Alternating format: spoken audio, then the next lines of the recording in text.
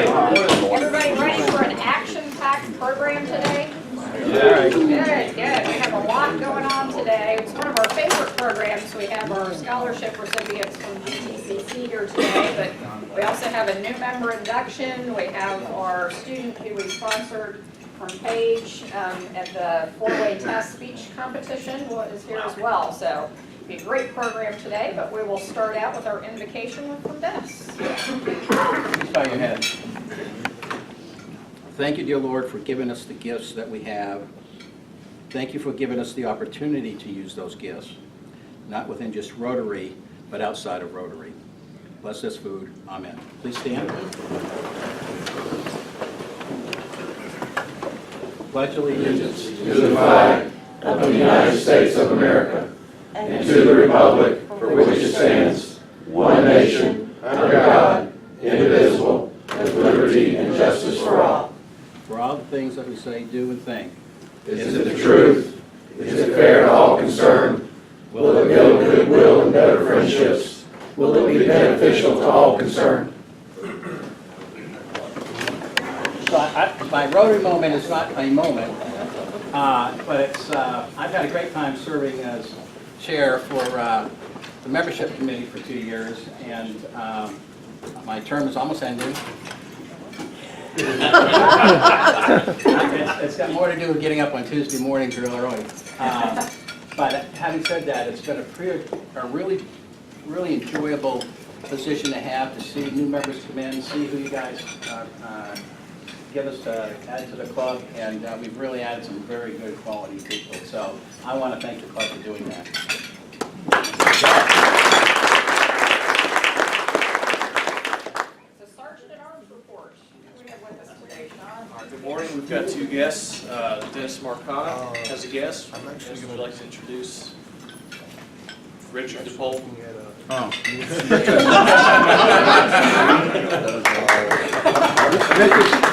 Rich is with GTCC. And Erica Parker also. Sure, we have Frank here with us, who is our contestant that we sponsor for the speech contest. And Frank is going to share his 6-minute speech with us today, and he's also going to introduce himself during his speech. I didn't see Deborah Friedman, so I don't think we have any visiting Rotary. That's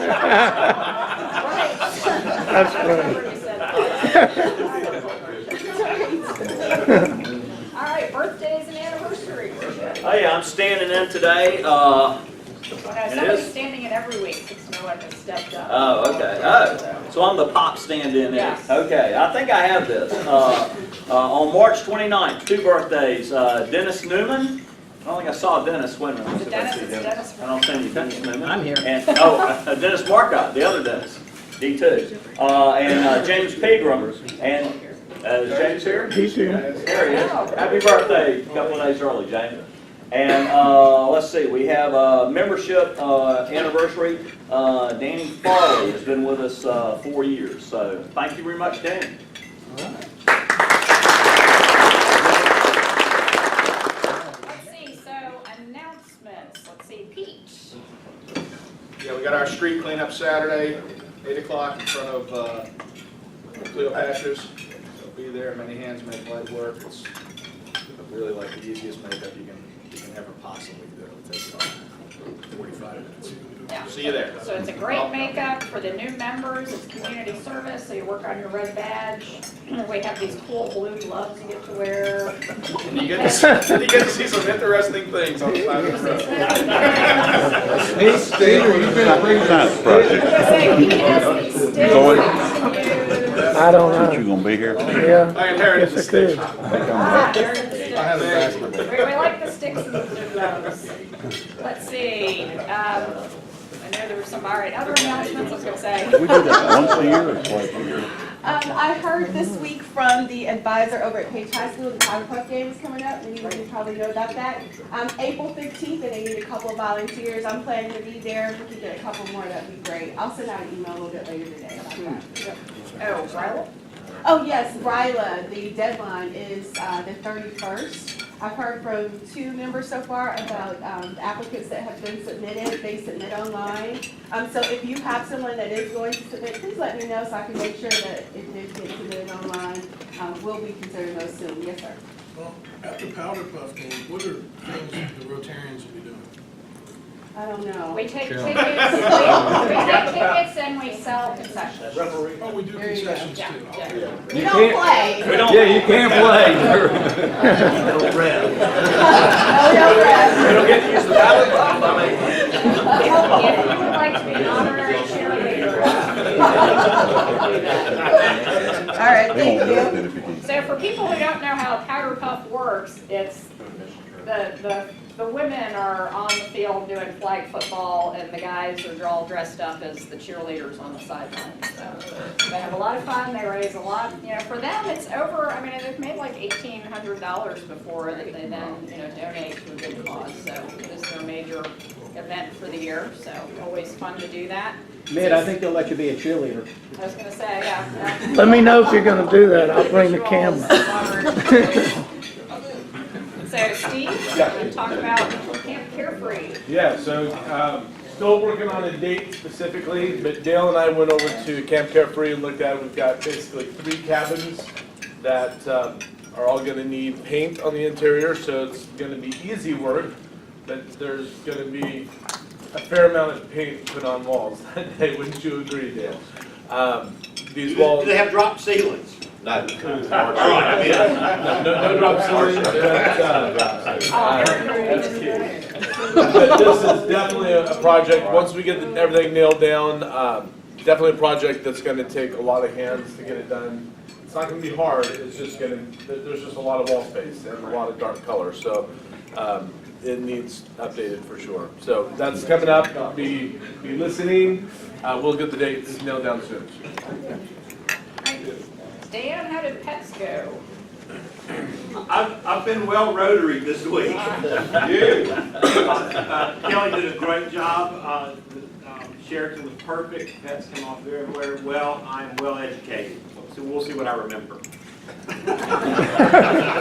Well, I see that Cookie didn't flunk you, so you didn't. She did not flunk me. She abused me, but she didn't flunk me. And I guess it was so stressful for Chris, he has to go to Las Vegas this weekend. That's right, yeah. All right, any news on Hal? Anybody have anything this week? I did. I got something about 2 minutes ago. All right. All right, well, everyone keep your thoughts and prayers with Hal and his family. I'm sure he'd love to get cards and other messages. So, all right.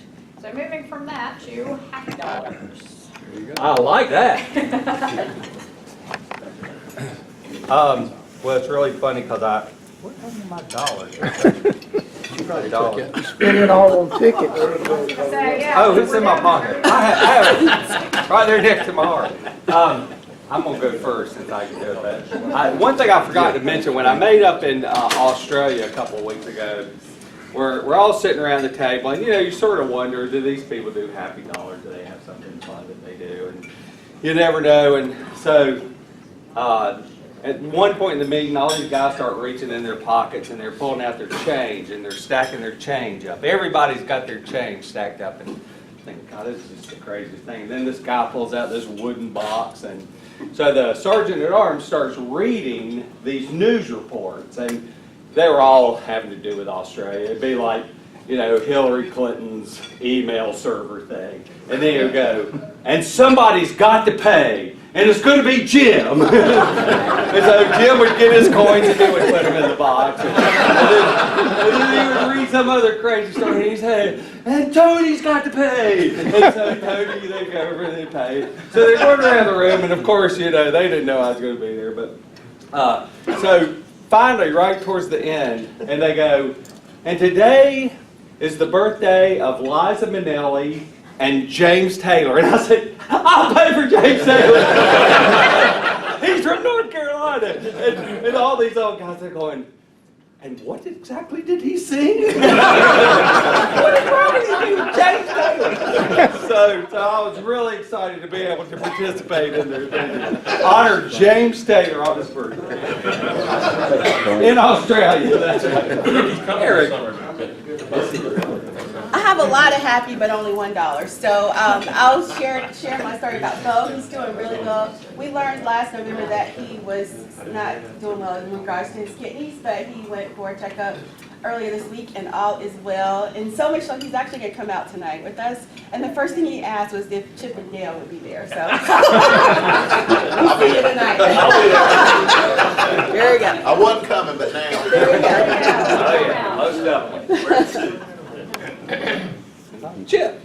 I'm gonna give a $2 happy dollar. We got home last night, we're sitting around in the kitchen, and Barbara says, "Oh, I've got an email." And it was from NC State. And it said, "You gotta open up your account, your admissions status has changed." And it was in red. And Wallace says, "Gosh, I don't know if I want to open this or not." I said, "Oh, open it up." They wouldn't have sent anything if it wasn't good news. Sure enough, he's been accepted at NC State. Right. And that's $12,000 a year less expensive than Ole Miss. So we're working in the right direction. There we go. You know, we just get about 30 miles closer to home, we'll be in great shape. Go back for that. Yeah, go back.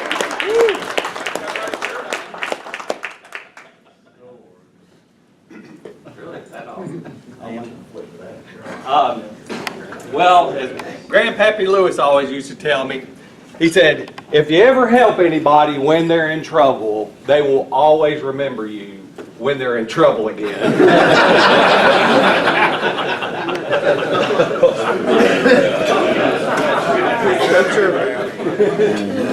So thank you very much, Buster.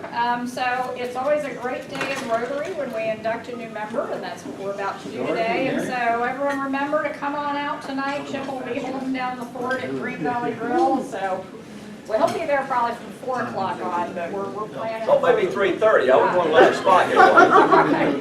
Just walk over there now, Chip. But 5:30 on, we're going to have a happy hour, 5:30, and celebrate all of our new members this year. Yes.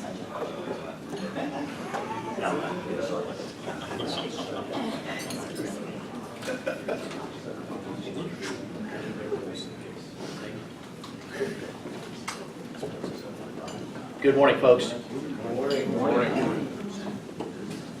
Whoa, yeah.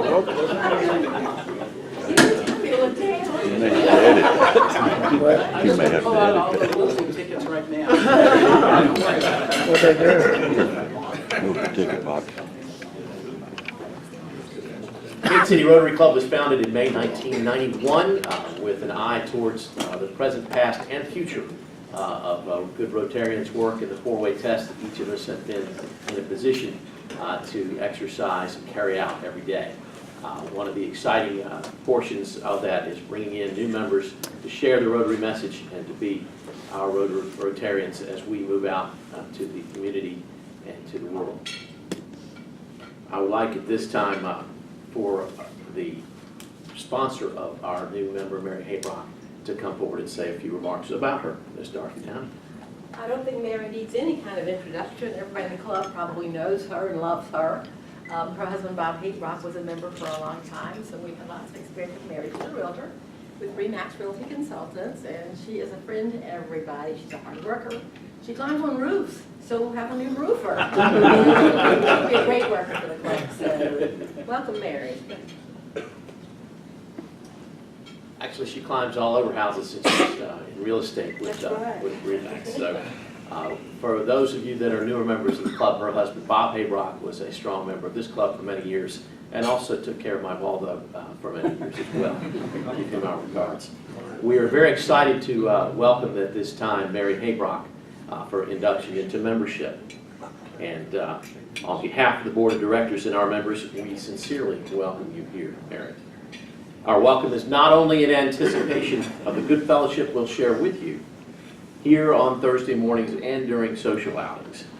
We welcome you also for your strong arms and sturdy back, which will help us carry out our many service projects, which, in a small yet significant way, make our community, our country, and our world a better place for all to live. For all here, Rotarian and non-Rotarian alike, let's be reminded of a few important facts. First, Rotary is not a political organization, but all Rotarians are vitally concerned with everything pertaining to good citizenship and the election of good men and women to public office.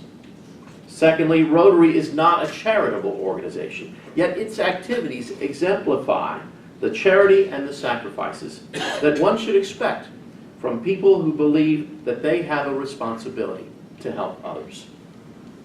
Thirdly, Rotary is not a religious organization, but it is built on those eternal principles that have served as the moral compass for people throughout the ages, as well as the foundation for our great country.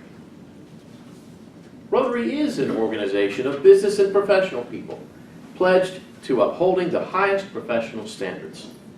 Rotarians believe that worldwide fellowship and international peace can be achieved when business people unite under the banner of service. Therefore, at this time, I would like everyone to please stand for the delivery of the following charge.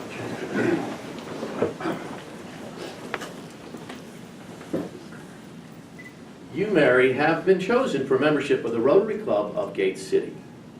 Your sponsor and fellow members believe you to be a leader in your special line of work, and that you embody the qualities of head and heart that fit you to interpret and impart the message of Rotary. You are the representative of your vocation to this club. At the same time, you will now become an ambassador of Rotary. We rely on you to carry out the principles and ideals of service to those with whom you work. Additionally, we expect you to inspire us, your fellow members, to become better Rotarians. So I now ask Dorothy Downey to present you the distinguishing lapel pin of a Rotarian. It is our hope that you will wear it proudly for others to see. Also included will be your official certificate of membership in Rotary and a declaration of the four-way test to help you be reminded of what it means to be a Rotarian. Allow me at this time to offer you the right hand of fellowship as a fellow member of our Gate City Rotary Club. Please welcome at this time, Mary Hayrock.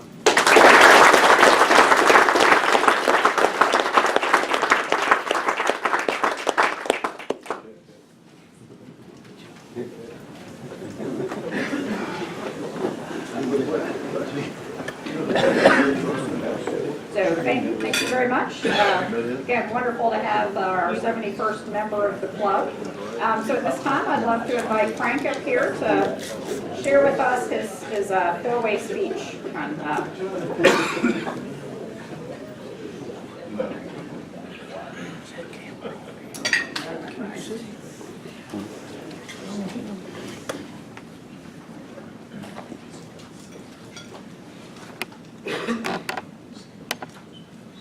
When I was 14 years old, I used to talk to one of my closest friends whose name was Stephen for hours at a time daily.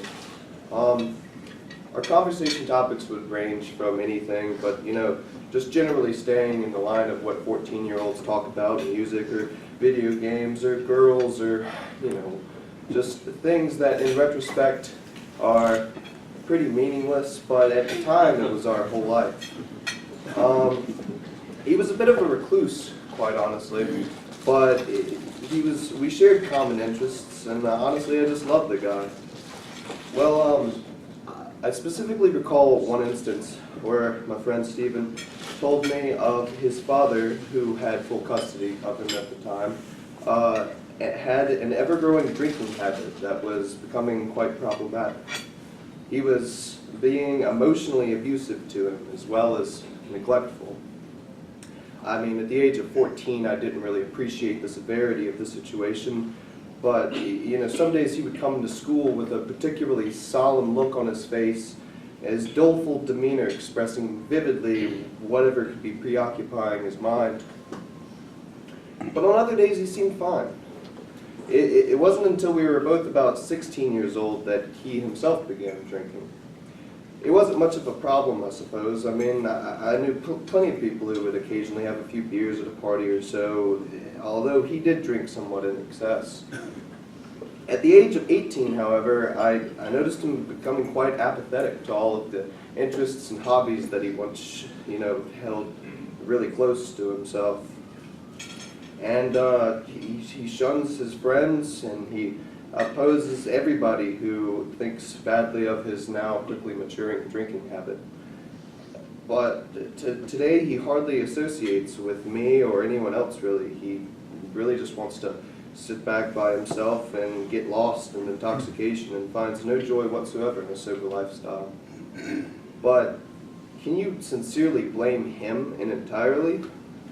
After all, his father, the primary role model he had in his life, was too himself an alcoholic. How is it that a young adult might be able to forge a righteous moral code if their family, the very foundation of their physical and ethical development, is plagued with its own vices and unscrupulous qualities? How can teenagers manage to rise above negative backgrounds and make healthy choices in the ethical issues they face every day? I believe the first step requires psychologically fortifying yourself with a proper perspective of whatever problem you may have at hand, be it substance abuse, criminality, bigotry, or whatever dysfunction that exists. This begins with acknowledging the fact that there is indeed a problem.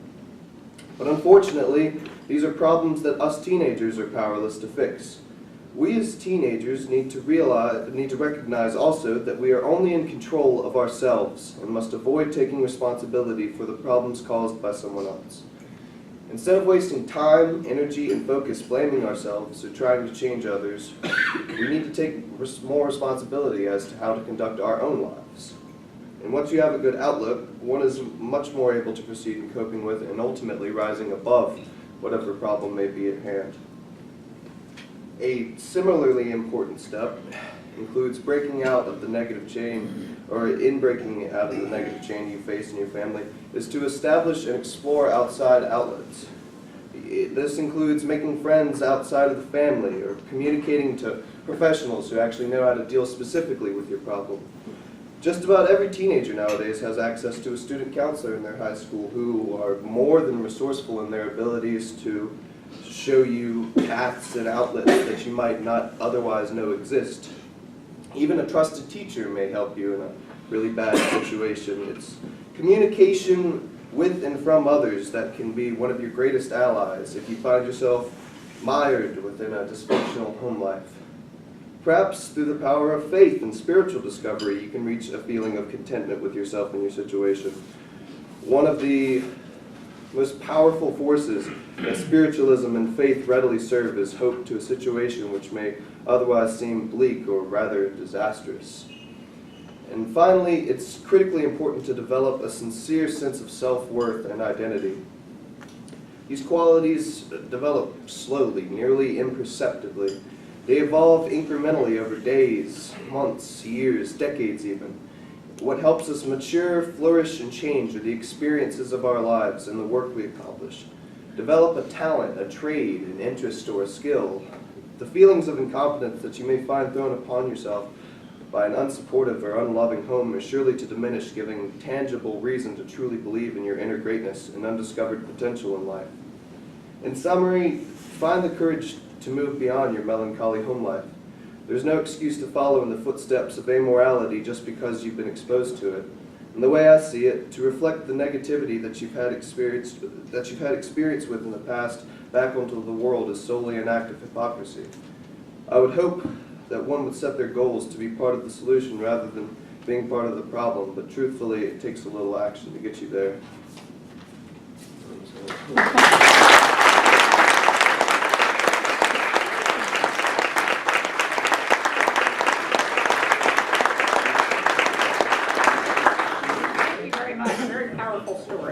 You're a very good public speaker, so kudos to you.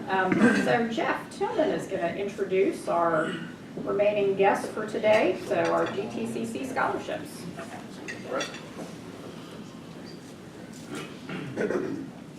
Well, we had a good little sit down and chat with the three folks over here, Keith Karcher, Stephanie Wynn, and Sharon Hollingsworth, and really enjoyed the I guess 20 minutes or so that we sat down and talked, and I think what was impressive was all the folks that are here today that got the scholarship make very good grades.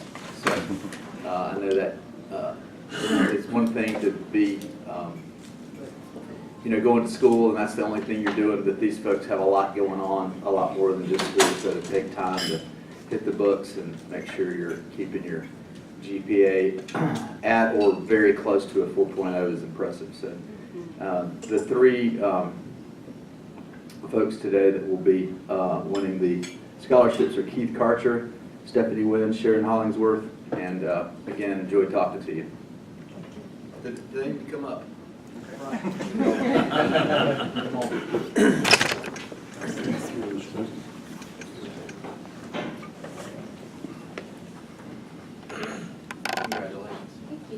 Congratulations.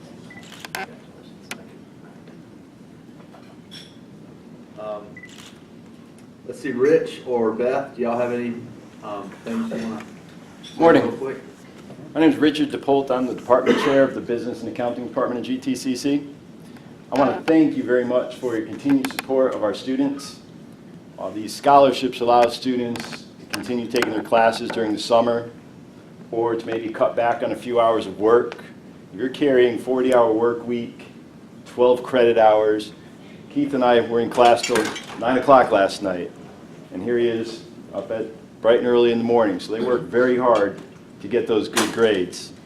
Without your support, it makes it that much more difficult. That said, I'd like you also to continue to support our college. We're in some tight budget times. We do important work. We change lives. These students who finish up at GTCC, their lives are going to be different. And it's not possible without the support of the college and the community. So anything you can do to make sure that you pay attention to GTCC and budget negotiations and all that good stuff. Thank you very much.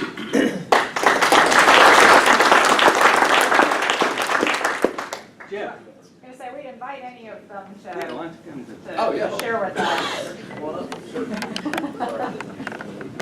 Good morning. My name is Sharon Hollingsworth.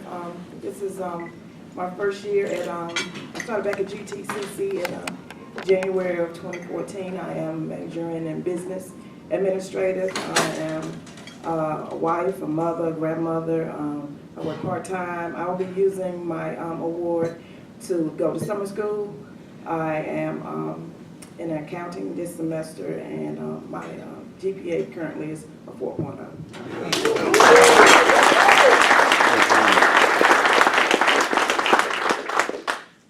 I'm Stephanie Wynn. I'm currently finishing up my last semester at GTCC, and I'll be getting the Associates in Arts degree. I'll be transferring to UNCG this fall. I've always liked to participate in community service projects, and I came to GTCC and found a club called Rotary, which is based on giving back to the community, and I really grew to love community service even more from joining the club. So when I found out about this scholarship, I knew it would be an opportunity that I would be honored to receive, since there is a background of community service. And I plan on using the award toward my transfer to UNCG, and I'll be majoring in consumer apparel and retail, which is a major that is unique to UNCG. And I also plan to find an organization where I can continue participating in community service projects there also.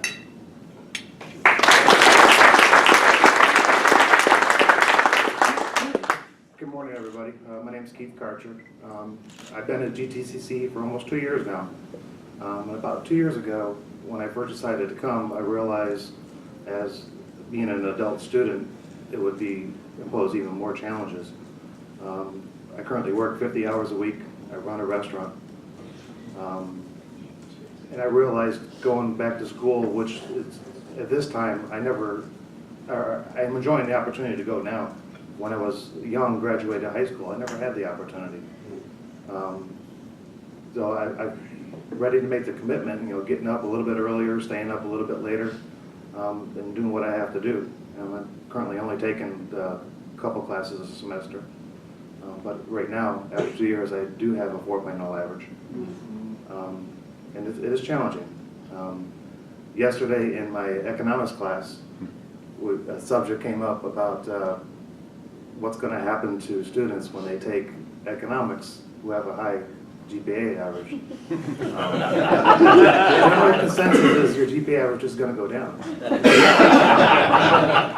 Currently, I have a high B in the class. So there's still room for me to get it back up to an A. And that's one of my immediate goals. With this scholarship, I plan to go to summer school and take a class which I would not be able to do. So I want to thank all of y'all for your support.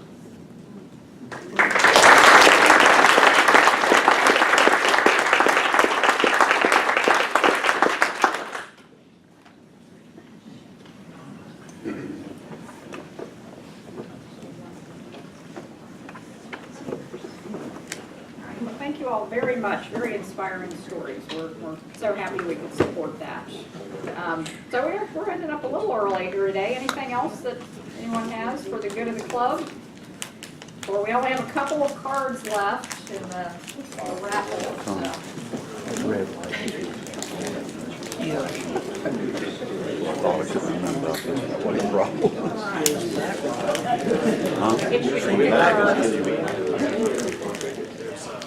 So the last three numbers. 213. I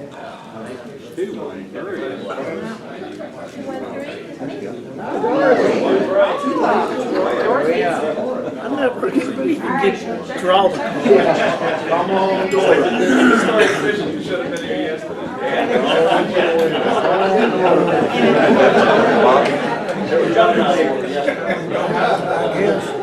I don't have anything going on.